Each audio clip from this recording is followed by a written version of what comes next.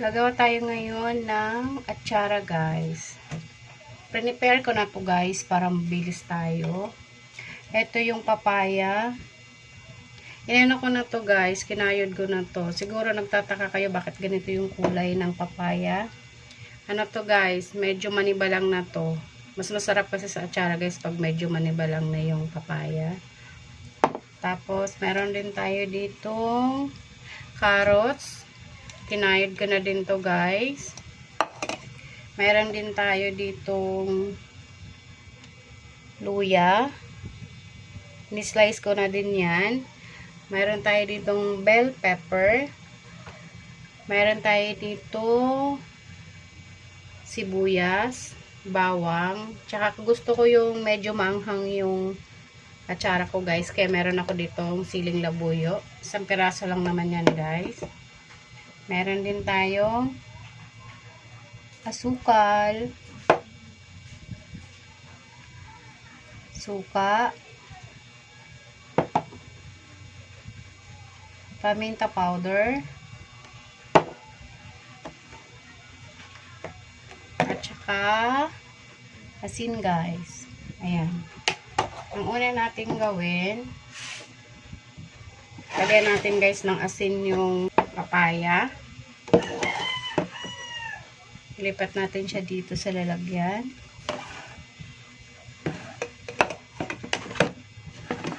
Ayan. Lagay natin lahat. Naghugas ako, guys, ha. Naghugas naman ako lagi.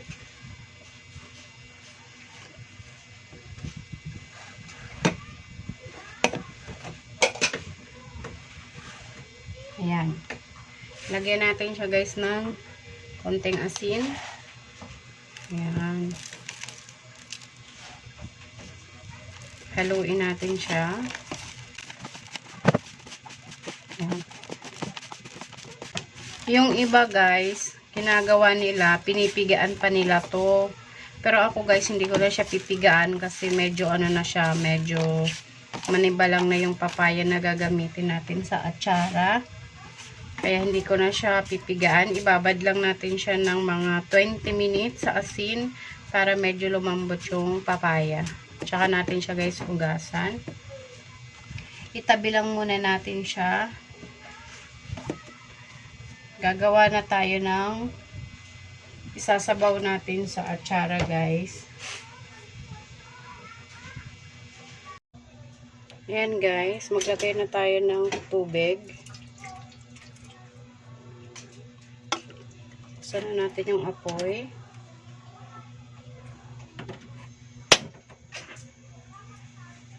Takpan natin siya, guys, para mabilis kumulo yung tubig.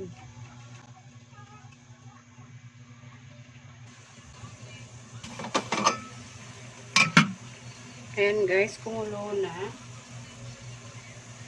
Lagay na natin tong asukal. Ayan. Haluin lang natin siya, guys, hanggang sa matunaw.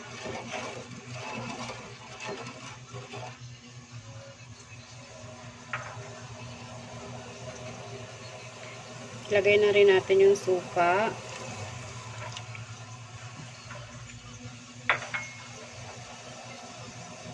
Lagay na rin tayo ng paminta powder.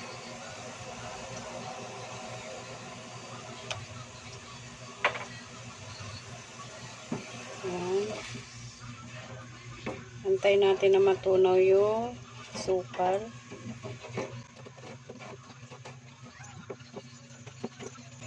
Depende naman sa inyo, guys, kung gusto niyo ng matamis, kung gusto niyo naman ng sakto lang, tansyahin niyo na lang, guys, yung lasa.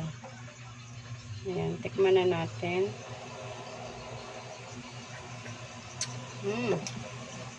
Sarap.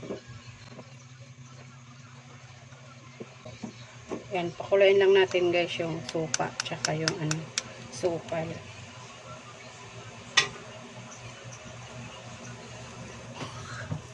Tingnan natin, guys, kung tunaw na yung asukal.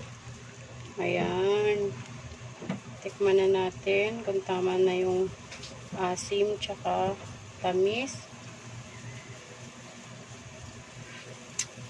Ayan, guys, sakto na. Patayin na natin. Itabi lang natin to guys ha, palamigin natin. Ayan. Ayan guys, habang hinihintay natin na lumamig yung sabaw nito, pagsamasamahin na natin ang kanyang mga ingredients. Ito yun pala guys, after 20 minutes, ganito na yung itsura ng papaya. Hinugasan ko na din to guys. Pinatulog ko na din. Ayan. Ayan. Pagsamasamahin na natin yung yung sangkap niya guys. Lagay na natin yung bawang. Ayan. Bawang. Sibuyas.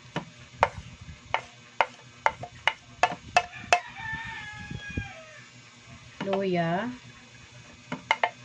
Tsaka yung sili. Halo na din natin. Sunod natin yung carrots. Ayan.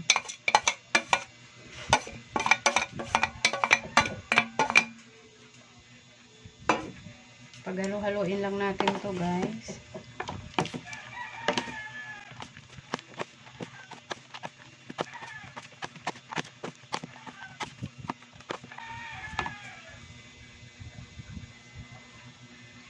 Lagay na rin natin guys yung bell pepper. Ayan.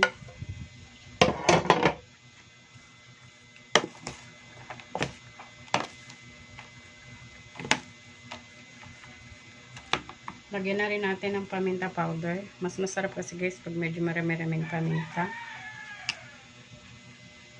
Ayan. Haluin ulit natin.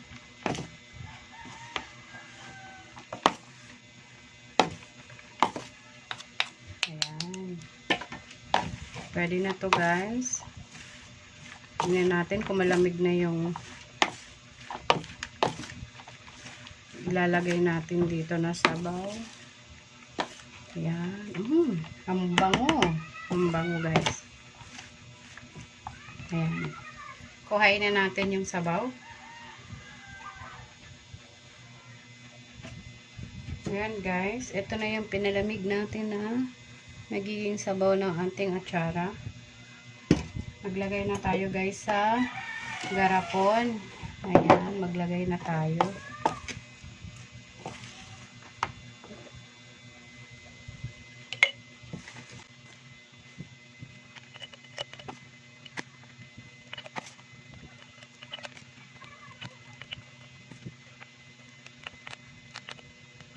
Ayan. Lagay pa tayo dito sa isa.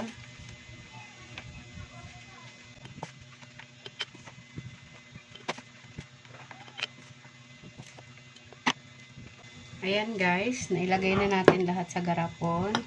Sunod natin gawin guys, ilagay na natin itong sabaw niya. Kailangan guys puno yung lagpas sa atsara yung tubig. Anuhin natin kasi baka matapon. Wait lang. Ayan. Ayan. Ayan guys. Nilagay na natin ang sabaw nila. Ayan guys. Ayan guys. Oh, mayroon na tayo homemade atsara guys. Ayan. Yan lang guys. Share ko lang sa inyo ang paggawa ko ng atsara. Sariling ko to guys. Sariling version ko ng paggawa ng atsara. Yan lang guys. Maraming salamat. Bye bye.